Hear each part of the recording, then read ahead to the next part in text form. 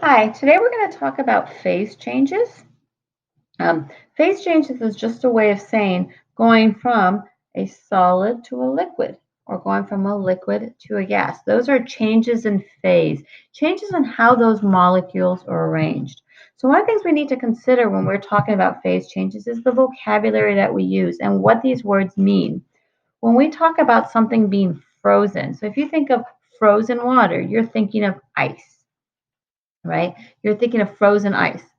So in your mind, frozen means cold, but in reality, that's not what the word frozen means.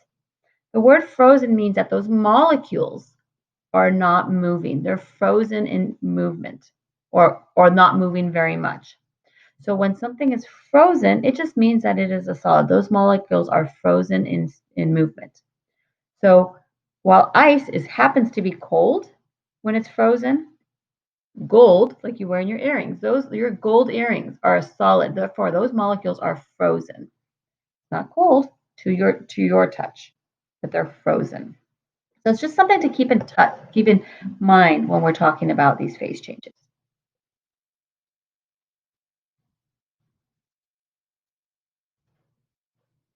Okay, so let's talk about solids. So first of all, you've learned this many times, but we're going to talk about it yet again. So what is a solid? Solid is something that has a definite shape and a definite volume. A solid, no matter where you put it, your gold earrings, no matter whether you put them in front of your computer, in the bathroom, or on your bed, they're still going to be the same shape and they're still going to take up the same amount of space. They're going to have the same volume. In a solid, those particles are packed tightly together, and the only sort of motion those molecules can have is vibration. They can kind of vibrate, but they're not really moving. So they are frozen. They're mostly frozen to movement. They're packed tightly together. They can't stretch. They can't rotate. They're just kind of just vibrating a little bit. That's the only motion they have. Okay, so remember, motion equals energy. Liquids. Liquids have a definite volume, but they shape the shape of a container. So you can get 100 milliliters of water, that's a volume, and you can pour it into a cup, and it will take the shape of that cup. Still going to be 100 milliliters. That volume is not going to change. It's a definite volume, but it's going to take the shape of the container. If you pour that 100 milliliters into a bathtub, it's going to take the shape of that bathtub. It's not going to fill up that bathtub at all because the volume hasn't changed. It's a definite volume, but does not have its own shape. It has the shape of its container. Okay, particles in a liquid are also tightly packed, like solids. They're tightly packed, but they have a little bit more range of motion, so they're not frozen. They're liquid. They're almost as close as solid, but they are a little more free to move. So they're vibrating. They might be rotating a little bit, and you've got some flow. The fact that you can pour water is because these particles are able to squeeze past each other. Yeah, they're tightly packed, but not as tightly packed as a solid. Still pretty tightly packed. So you can kind of imagine a solid, those molecules are all cuddling. They're very close together. Here, your liquids are close together still, but they're holding hands. That gives you its volume, but no shape. Okay, which then brings us to your gases. Your gases, they have no definite shape and no definite volume. Gases do not like each other. The gas molecules want to get as far apart as possible. They want to socially distance. So what they're going to do is that they're going to get as far apart as possible, given their constraints. Their constraints being their volume. If you have 10 gas particles and you put them in a room, those 10 gas particles are going to go as far away as possible in that room. And if you take those same 10 gas particles and you put them in a little cup, they're going to get as far away as possible, but they're going to be constrained within that cup. They have no shape. They take the shape of their container, whether it's the room or the cup, and they have no volume. Okay, they take up the space that is available to them. And these are high energy particles, and they're very far apart, and they have a tendency to move around freely. So they can vibrate, they can rotate, they can do a translational energy. They bounce off of each other as they're trying to get far away from each other. They've got lots of range of motion. Gas particles have a lot of range of motion, and they're trying to socially distance from each other. Okay, so a phase change. A phase change is when you're going from a solid to a liquid, and that is a physical change. It's going to alter the substance without changing its chemical composition. So what does that mean? That means water, let's say, using water as an example, water, when it's a solid, it is still H2O. When those molecules are frozen as a solid, they're still H2O. You add a little heat, a little energy to it, and those molecules now have a little bit more range of motion and they melt and become a liquid. But they're still water, it's still H2O. It did not change its chemical composition. Then when your H2O liquid water becomes a gas, water vapor, humidity you have here in Houston, they're moving around more, but it's still water. And physical changes typically are reversible. So if you go to a gas, you can always go from your gas back to a liquid. How do you do that? You cool it down a little bit. You go from a liquid to a solid. How do you do that? You cool it down a little bit more. So that is a physical change. A physical change. Not a chemical change. You're not changing its composition. A phase change is a physical change. Okay, for instance, down here, you see you got water solid, you got a solid of water, you add some heat, allow those molecules to move a little bit more. You add that little heat, and now you become a liquid. You're adding heat. Heat is entering into the system. Keep that in mind. Okay? Ice plus heat gives you liquid water.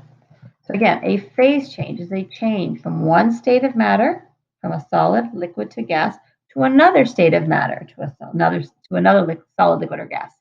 Okay? Physical changes. It only affects the appearance, not its chemical makeup, and it is reversible. You can reverse this process. Okay? So what's going on with the molecules? So when your temperature is changing, let's say you're going from 0, which is when you have ice, to 100 degrees, which is when your liquid water is becoming a gas. When you are changing that temperature, when you're going from 0 to 1 degree, 1 to 2 degrees, 2 to 3 degrees, 4 to so on and so forth, what you're doing is you're changing the kinetic energy of those molecules. The lower your kinetic energy, the lower your temperature. The higher the kinetic energy, the higher the temperature. So when your temperature is changing, you are changing your kinetic energy. Okay? So that's when you're in that range where you're liquid between 0 and 100 degrees. You're liquid that entire time. Anywhere in that range, if your temperature changes, you're changing your kinetic energy. But during a phase change, what's happening is heat energy is either being absorbed into the system or being released from the system. It's either endothermic or exothermic, depending on the process. When your heat energy is released, when it's exiting, when you're getting rid of extra heat, extra energy, your molecules are going to get closer together. They're getting closer together. When you have an exothermic process, your energy is being released, your molecules are getting closer together. When heat is being absorbed into a process, your molecules are going to move further apart. They're being absorbed, they're entering your process. Then that's an endothermic process. So during a phase change, what you're changing is your potential energy. So during a temperature change, it's your kinetic energy. But when you are doing a phase change, when you're going from a liquid to a gas, that's a phase change. From a liquid to a gas, that's a phase change. What you're changing is your potential energy. So you have a bucket of water and it's boiling. You see little bubbles going. Until every single one of those water molecules converts into a gas, your temperature is not going to change. You're going to stay at 100 degrees Celsius. This is something you can check at home. Put water in a pot. Put a thermometer in there and watch what happens as you heat it up. you can see the temperature going up, and then you can see once it starts boiling, the temperature stops going up. It will not start going up again until every single molecule is a gas. So during a phase change, that when you're changing from one phase to another, your temperature does not change, so the kinetic energy does not dominate here. Here's where the potential energy dominates. Your molecules are moving, in this case, your molecules are moving closer together. I'm sorry, in this case, in the boiling case, your molecules are moving further apart. If you're going from a gas to a liquid, your molecules are getting closer together. Then that's a change in potential energy of the molecule. Okay, so what does a phase change look like, just molecule-wise? So you've got a glass of water, right? You got some liquid water and it's cold, and that's what it looks like here. If you're going from a liquid to a gas, the red is the oxygen, the two blues are the hydrogen. They're packed closely together. As you go to phase change, your molecules get further apart as you're doing this phase change in this direction. If you're going from liquid to gas, if you're going from gas to liquid, these molecules are going to get closer together. They're going to condense. So we're going to talk about each one of these phase changes individually. Again, all phase changes are physical, and I'm going to give you the names of them. So first of all, we're going to start by labeling our molecules. Down here, where they're pretty closely packed, that is your solid. To the right, where they're still pretty close, but they're not as close, that's a liquid. And at the very top, where they're further apart, that's the gas. That's what your molecules look like. So if you're going from a solid, from a block of ice, to a liquid, water, if you're going from a solid to a liquid, that is called melting. If you're going from a liquid, from liquid water to your ice, that's called freezing. Most of you know that. Your ice melts, your water freezes. Okay? So what's it called if you go from a gas to a liquid? So when you have a cup of water and it starts to sweat on the outside and it gets wet, what happened is that your cup, because it was cold, it was able to get water from the air, and that's condensing on your cup. That's called condensation if you're going from a gas to a liquid. We're going to go through each of these individually. If you're going from a liquid to a gas, that is called vaporization, and that can come in two ways, and we'll talk about that in a little bit. Okay, and the one that most of you tend to forget, and the one that these questions will be on your, if you do the science ACT, these will be on there. I guarantee you will have a question on this. If you're going from a solid to a gas, that's called sublimation. And if you're going from a gas to a solid, that's called deposition. That's where you're skipping that step of going to a liquid. But we'll talk about those individually. So let's look at water again. The water is going so if you're going from ice to liquid water, that is melting. From liquid water to ice, that's freezing. If you're going from liquid water to water vapor, that's vaporization. If you're going from from water vapor to liquid water, it is condensation. If you're going from ice to water vapor,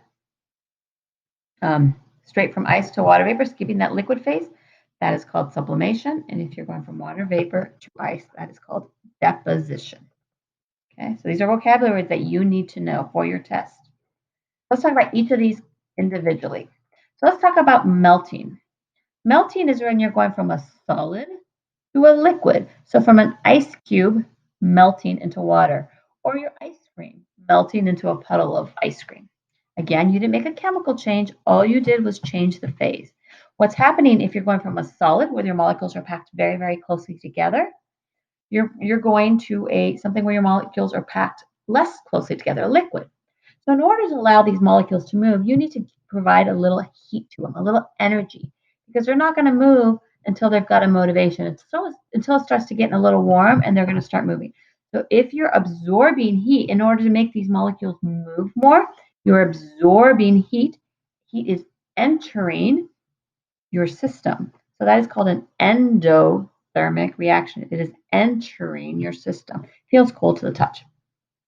Okay, so if you're going from a solid to a liquid, think about what those molecules are doing. You're going from really closely packed, not a lot of movement, to something that's kind of closely packed, but more movement.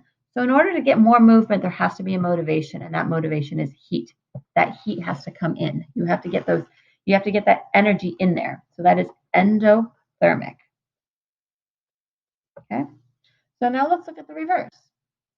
If you're going from a liquid, puddle of water, to a solid, ice, that's called freezing.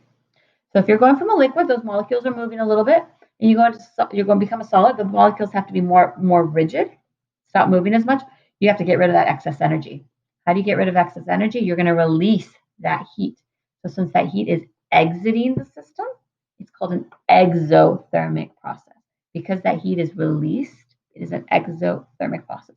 Think of what the molecules are doing. You're going from a liquid to a solid. Movement to no movement. How do you get rid of that movement? Get rid of the energy, that excess energy. Walk it off. So then we have vaporization. There are two types of vaporization we talk about. We have boiling, and that is where it's happening throughout the liquid, and you have evaporation, and that's where it's happening at the surface. And we're going to talk about each of these individually, but they're both the same type of process. Okay, so let's talk about vaporization, boiling. So boiling, you all know what boiling looks like, a pot of boiling water. That's where you're going from a liquid to a gas. And it's going to occur at the boiling point of that matter. So at water, for instance, at 100 degrees Celsius, you're going to go from a liquid to a gas. Okay? And it's going to happen throughout the entire pot of water, let's say. And because you're going from a liquid where things are moving, but not that much, to a gas where those molecules are really running around, in order to give those molecules enough energy to run around, you have to absorb that energy. You have to bring that energy in to the system so that those molecules can have access to energy to be able to move more. Okay? So as your molecules move further apart, they're going to absorb that heat energy. Energy is going to enter the system. Because energy is entering the system, that's called an endothermic process. Because you have to bring in energy in order to make a gas, it's an endothermic process. Okay, that is boiling. That's happening to the entire bucket of water, the entire pot of water, boiling. Okay. Evaporation, that's also going from a liquid to a solid, but that takes a bit of time. You've all put a glass of water down and come back 2 days later and the water's gone. It didn't boil, but it did go from a liquid to a gas. And what happens here, it's a phase change from a liquid to a gas that's only occurring on the surface of the liquid, and it occurs at all temperatures. Okay? And it has to do with what's called equilibrium between the air and the liquid. But it's happening at the surface of the liquid. So you'll have the surface of the water comes in touch in contact with the air above it, and it will evaporate. Then the next layer surface of water will come in contact with the air, and that will evaporate. Then the next layer, and so on and so forth. So it takes a bit of more time to happen. But again, the process is still the same in the sense that your molecules are going to be moving further apart. And in order to have that energy to move further apart from a liquid to a gas, you need to absorb energy, and it is endothermic. And this has to do with equilibrium when you get to AP chemistry. If you take AP chemistry, you will talk a lot about equilibrium. Unfortunately, we don't do it in either on level or pre-AP chemistry. A condensation, that's like I said, that's when your glass starts to sweat. That's when you're going from a gas to a liquid. So what's happening when your glass starts to sweat is your glass is picking up water from the air and depositing it on your glass, which is colder. Okay, and because you're going from a gas where those molecules are moving a ton to a liquid where they have to be a little more chilled out, a little calmer, they have to get rid of excess energy. They have to just get rid of it. And in order to get rid of it, they have to release that energy, release that heat energy. Because the energy is being released, it's exiting. It is an exothermic process. Exothermic process. Okay, sublimation. Okay, this is dry ice. So think of Halloween when you have that big block of like dry ice and then it becomes like smoke. it's becoming a gas. It's going from a solid to a gas. It's not becoming a liquid at all. It's going from a solid to a gas. Okay, that's called sublimation. Your dry ice is actually solid carbon dioxide. What you breathe out, carbon dioxide, that's what dry ice is, except for it is in solid form. Because you're going from a solid where things are packed really, really close together to a gas where they're far apart, in order to have enough energy to be far apart, you have to absorb energy. So energy is entering the system. It is endothermic. Again, sublimation and the next one, deposition, will be on your ACT, your science ACT. I will guarantee it. I've yet to see an ACT test that does not have it. Students get this one wrong a lot. They forget them because you don't see them very much in everyday life. Okay, deposition. Deposition is where you have a gas and it becomes a solid. You skip that liquid phase. You go straight from a gas to a solid. This is deposition. This is how they make, like a lot of your circuit boards, all that really fine work is you're using deposition. You see the circuit boards where it's like kind of like a small layer of stuff that is like conduct. They use deposition to do this. Okay, here, because you're going from a gas where those molecules are moving around a ton to a solid where they're like very rigid, in order to go from really, really moving around to really rigid, you have to get rid of that excess energy, right? You have to get rid of it. How do you get rid of it? That excess energy has to exit the system. So this is an exothermic process. Exothermic process. Okay, which now brings us to phase change diagrams. What does this look like in terms of a diagram? Okay, so what we have here is a phase change diagram. On the left-hand side, this is a phase change diagram for water, but they all look somewhat similar. Temperatures are different. The slope of the line might be a little different, but they all look similar. But this one is for water. If you look at water, first you have, talk about the axes first. On the y-axis, we have temperature in Celsius. 0 degrees Celsius, here's 100 degrees Celsius. So this line right here is at 0 degrees Celsius. This line right here, the flat line, is at 100 degrees Celsius. That's where your phase changes are occurring. Water goes, ice becomes water, liquid water at 0 degrees Celsius. That's when a block of ice melts. So if you are less than 0 degrees Celsius, then you are a solid. So if you're in this A range right here, you're less than 0 degrees Celsius, you are a solid. Now, if you look right here, your slope is increasing. That means your temperature on the x-axis is energy, heat. Your slope is increasing. Okay, that means as your temperature increases, as you go up, your heat is increasing. It's getting warmer as your energy is increasing. Your thermal energy is increasing. So as you're going up here, and what's going on here? This is where your kinetic energy is changing. This is where your kinetic energy is changing. So you're solid in this whole region. Then you hit that 0 degrees. Okay, so this block of ice is now at 0 degrees Celsius, and the line flattens out. So at this point, that's the point. This is labeled B. At point B, that is the point where you are changing your phase. When you are going from a solid to a liquid, you are changing your phase. It is flat. Okay, so until every single one of these solid molecules, every single one of those solid molecules becomes a liquid, the temperature will not change. It will stay at 0 degrees until every single one of those solid molecules changes temperatures. That is called melting. You're going from a solid to a liquid. If you're going in the other direction, okay, so if you look at here, this section C, that's where your liquid is. Then you hit 100 degrees, that's where you're boiling, and up here, E is where your gas is. So if you're coming from this direction and you are a liquid and you're at 99 degrees, 98, 97, 96, 50, 40, 30, 20, 10. This whole range right there, that whole range right there is when you are a liquid. During that whole temperature range, you are a liquid until you hit 0 degrees. When you hit 0 degrees, these liquid molecules are going to want to become frozen.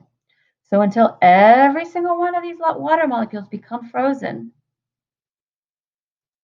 you're going to stay at 0 degrees. And you're going to freeze. Once every single one is frozen, then the temperature will start to decrease again. This part B, is where your potential energy is changing. It's where your potential energy is changing.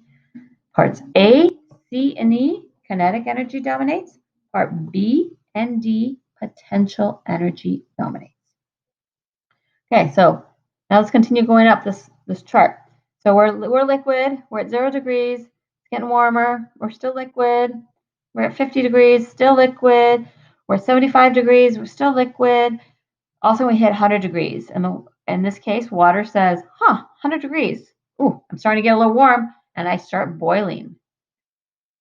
And I will continue to boil until every single one of these water molecules converts into a gas.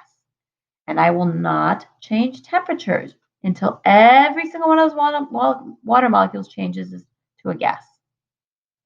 Once every single one is a gas, then my temperature can change again, and I'm a gas at temperatures higher than 100 degrees for water. These temperatures are different for different compounds. Okay, for different compounds. Again, at D and at B, potential energy is dominating. At A, C, and E, kinetic energy is dominating. Okay. One last thing, just to talk about briefly. As you're going in this direction, that is called boiling. If you're going from liquid to gas, it's boiling. If you're going from gas to liquid, you are called condensing. What is not shown here is sublimation and deposition, because this is the normal route that things take. This is the normal route. Okay. So we're going to talk about really, really briefly colligative properties. This is something that is discussed when we get to the solutions unit later in the year. But I do want to talk about this, just briefly mention this. So colligative properties are physical properties of a solution. Solution, remember, is a homogeneous mixture, typically a liquid homogeneous mixture that's affected by the number of particles, but not the identity of dissolved solute particles. What that means, those are just fancy words to saying that water, we say water boils at 100 degrees. But what happens if you put a little table salt in there? It no longer boils at 100 degrees. Now it's going to boil a little warmer than that because it's not pure water anymore. It's a mixture. And it has more particles in it than if it would have just been water. Okay, so if you add something to a solution, usually an ionic compound like sodium chloride, your boiling point of water will increase. It's called your boiling point. It's a boiling point elevation. If you add something like salt to your water, all of a sudden it's going to freeze at a colder temperature. That's called the freezing point depression. This is why back up in the Northeast, they salt the roads. They add a little salt to your ice. That ice is going to melt because it doesn't want to be ice until it's a little colder. That is why we add it, because of colligative properties. Okay, so you can change your boiling point of water by adding stuff to it, but then it's not just water anymore. It's a mixture of stuff. You can change its freezing point by adding something to it, but then it's not just water. It's a mixture of stuff. It's called colligative properties. One of the reasons they add salt to water for like pasta is because it makes it cook at a hotter temperature. You're boiling your water at a hotter temperature. So once it's at a hotter temperature, it's going to cook faster because it's cooking at a hotter temperature. That's the reason you're boiling things.